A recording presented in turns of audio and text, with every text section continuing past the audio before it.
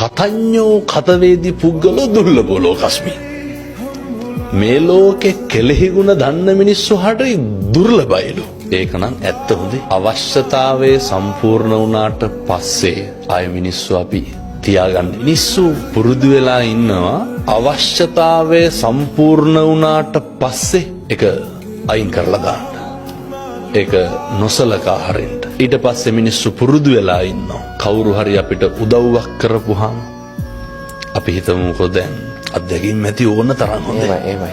වැඩිපුරම විඳවලා තියෙන්නේ. පසුතැවිලි වෙලා තියෙන්නේ. උදව් කරපු මිනිස්සු හින්දාද උදව් නොකරපු මිනිස්සු හින්දාද?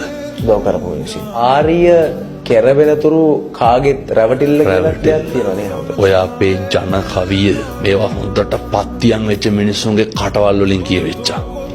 බුදුහාමුදුරුවෝ එදා එහෙම කිව්වෙත් එදත් එහෙම ඉඳලා තියෙනවා. අදත් ඉන්නවා. මේක හෙට මීට වඩා වැඩි වෙන්න